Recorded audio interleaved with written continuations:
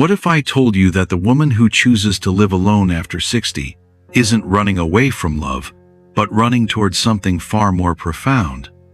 Not rebellion, not bitterness, but something older, deeper, something sacred. There's a question that haunts many women as they approach their 7th decade. Am I broken if I'm content living alone? But here's what ancient wisdom and modern research reveal. This question itself is built on a false premise. You see, the woman who embraces solitude after 60 isn't lacking something. She's discovered something, a clarity that few ever reach, a kind of feminine power that isn't loud or flashy, but steady, sovereign, and soul-deep. The Stoic philosopher Epictetus once wrote, "Wealth consists not in having great possessions, but in having few wants." And perhaps that's the most radical truth about these women. They are no longer wanting to be completed. They are whole. Elderly wisdom doesn't shout. It hums, like a low drum beat beneath the surface of a woman who's lived long enough to know peace is not found in a partner. It's found in presence. Hi, it's Vernon again. Today, I want to share something deeply personal, yet universal. 5 truths about women who live alone without a man after 60. These aren't just insights. They are doorways into a different kind of peace, a different kind of power. But before we begin, if this message speaks to you, don't forget to like, share, and subscribe. It helps us reach others on their journey toward elderly wisdom and self-mastery.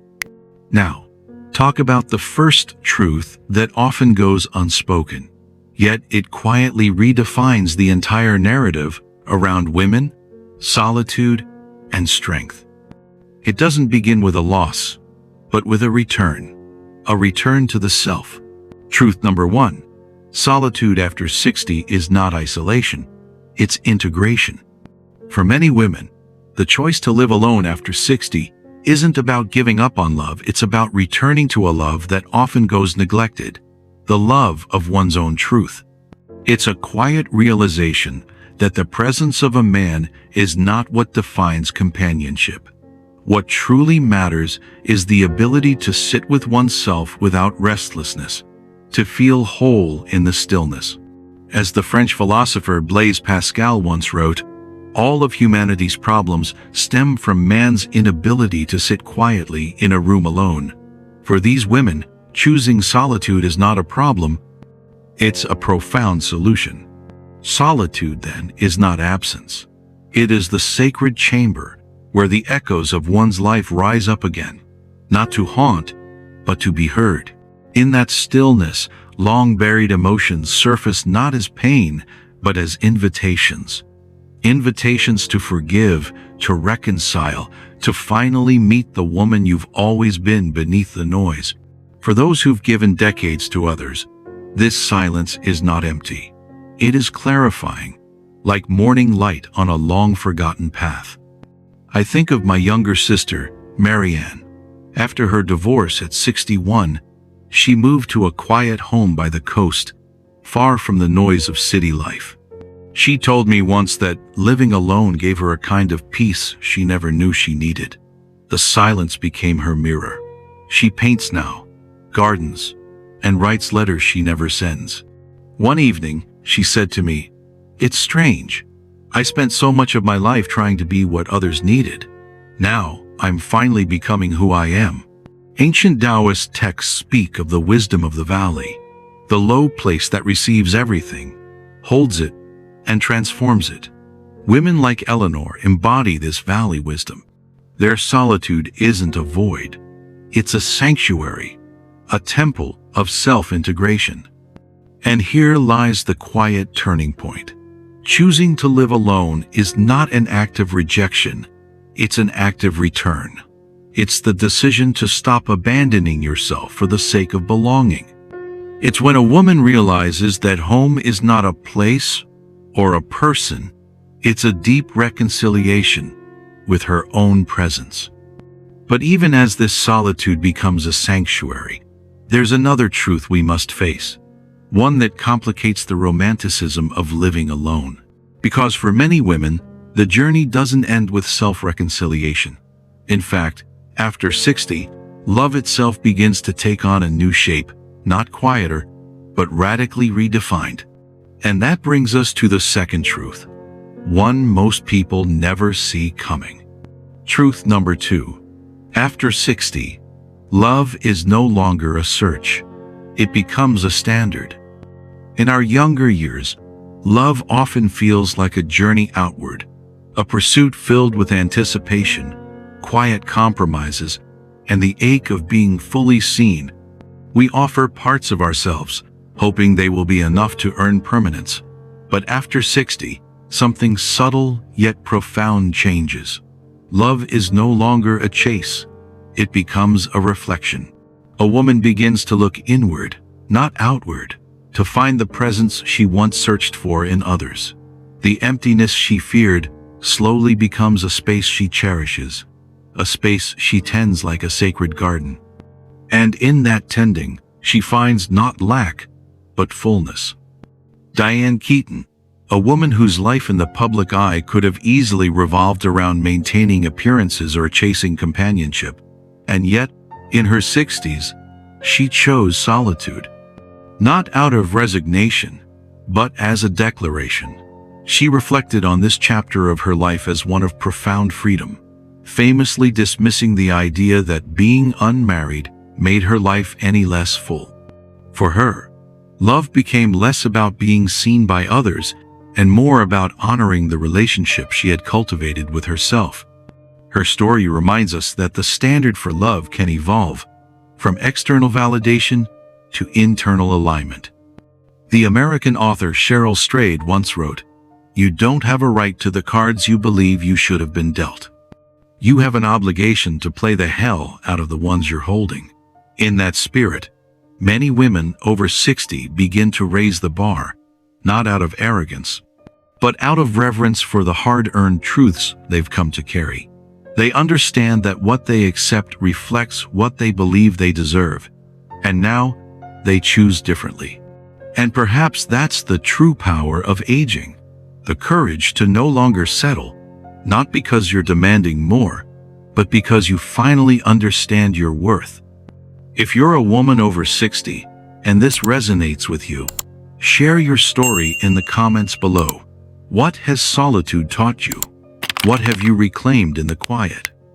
Don't hesitate to write down, "The wound is the place where the light enters you," and your story might even be the light someone else needs.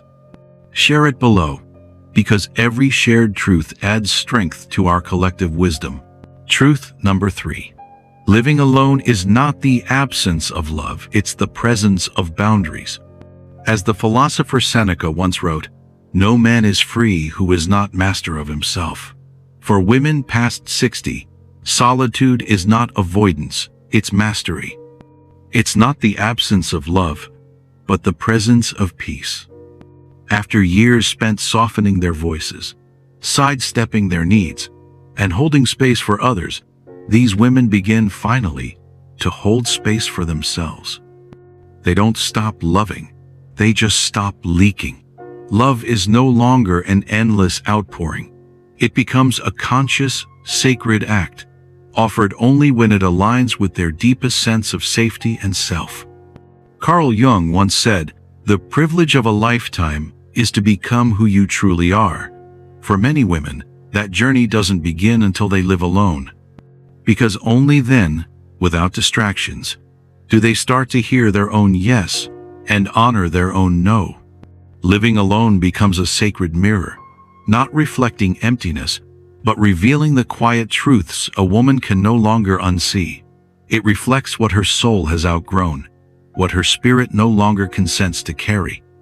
In this clarity, boundaries emerge not as barricades, but as thresholds, thresholds that guard her peace, not from fear, but from wisdom.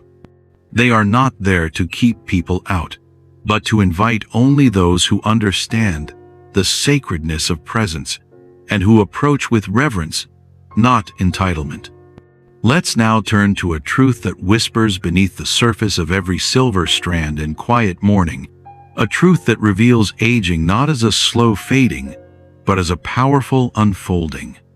Because after decades of giving, pleasing, and persevering, something unexpected begins to bloom.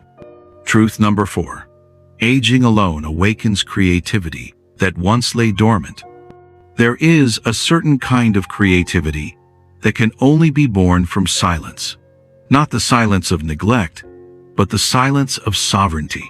For women who live alone after 60, the absence of noise isn't empty. It becomes a womb for ideas, for art, for the self-expression that was once deferred by duty. My friend Lucia, a retired nurse, used to say, "I spent 40 years saving others. Now I'm saving colors." In her 70s, she began painting for the first time. What started as a hobby bloomed into a quiet rebellion, abstract portraits of women with open hands and fierce eyes. She didn't need a gallery. Her home became the sanctuary where her soul finally found its palette. This is the kind of flowering that happens not in spite of solitude, but because of it. As Aristotle once said, "Whosoever is delighted in solitude is either a wild beast or a god." Perhaps it's in that divine stillness that the creative spirit reawakens. Psychologists have long understood that the brain's creative centers flourish when freed from external pressure. But it's more than brain chemistry. It's soul chemistry. It's what happens when a woman, unburdened by the need to please, finally hears the voice she had long silenced. She no longer creates to be accepted, she creates to remember who she is. In those quiet acts of expression, she's not performing. She's communing with the divine spark within, the same spark the ancients believed was the soul's truest compass. To age alone, then, is not to diminish, it's to reawaken the artist, the thinker, the dreamer that life's noise once silenced. And if that quiet reawakening resonates with you, don't forget to subscribe. Not for more noise, but for more spaces like this, where silence is honored, creativity is sacred, and aging is seen as a blooming, not a fading. Because beyond creativity lies one final truth, a truth that touches the soul of every woman who has ever wondered, will I still matter if I am no longer needed by someone else? Truth number 5. Living alone after 60 is not the end of significance. It is the beginning of legacy. It wasn't until the 3rd year after my father passed that my mother began something quietly profound. In the wake of his absence, not sudden, but still deeply felt, she found herself craving connection of a different kind. Every Sunday afternoon, she would invite a small group of women, most of them widowed or long divorced, to sit under the jacaranda tree in her backyard. They called it the Blue Circle, not for the tree, but for the blue porcelain cups she always laid out. These weren't therapy sessions, they were remembrance circles, a place where stories weren't just told, they were reclaimed. My mother would read from her journals, not to teach, but to offer. She didn't ask them what they had endured. She asked, softly, "What part of you have you just now started to hear again?" That space became more than a gathering. It became a living memory. And in it, I saw legacy in real time, not as a name in a book, but as presence passed hand to hand. This is what legacy truly looks like. Not an inheritance counted in possessions, but a presence felt in silence. Not fame on a stage, but the ripple of gentle influence that moves from one heart to another. My mother never chased recognition, but her presence lingered in the lives she touched. She reminded me that real impact doesn't shout. It echoes quietly through the choices we make, the peace we cultivate, and the wisdom we pass along, not with grand gestures, but with grounded being. Simone de Beauvoir once said, "One is not born, but rather becomes, a woman." That becoming, I've come to believe, often begins not in youth, but in the quiet stretch of later life. when expectations fall away, and a woman no longer performs who she's supposed to be, but listens deeply to who she already is. In solitude, many women do not retreat from the world. They return to themselves. And in doing so, they no longer live to be needed by others, but to be truly known by the one person they've spent a lifetime tending to, themselves. To live alone after 60 is not to vanish. It is to crystallize, to walk only in the direction of what truly matters. And in doing so, to leave behind not just memories, but meaning. Conclusion. There's something timeless about the way a woman reclaims herself in stillness. No longer defined by what she gives, she begins to remember who she is, not as a mother, a wife, or a role, but as a soul. These 5 truths are more than reflections. They are wisdom passed down in lived moments, silent mornings, and brave decisions. They are not the end of a story, but a turning of the page. In every woman who chooses solitude, there is an ancient echo, one that speaks not of loneliness, but of lineage. Because elderly wisdom doesn't retire, it expands. It looks not only inward, but forward, asking, what kind of world will we leave by the way we live now? Maybe that is the deeper meaning of living alone after 60, not to withdraw from life, but to stand still long enough for it to catch up to you, and then to hand something of substance to those who come after. So now tell me, which truth has lit a quiet flame within you? Which one might you pass on, not in words, but in the life you shape each day? Write down in the comment below. I'm here to read every one of your words. If a name, a face, a woman you love comes to mind, share this with her, because in doing so, you become part of something larger, a circle of wisdom that keeps growing, one presence at a time. If you felt a resonance here, a moment of stillness that mirrored your own, like this video so it can reach others who need it. Subscribe to the channel to follow along as we continue exploring the philosophies and life lessons of aging with grace. And if someone you love comes to mind, share this with them, because sometimes one shared story can spark 1,000 awakenings. And as you walk forward from here, let your solitude be your sanctuary, your choices be your compass, and your voice, steady, sovereign, and softly unstoppable, always lead you back home to yourself. Thanks for watching till now. It's Vernon, and see you again.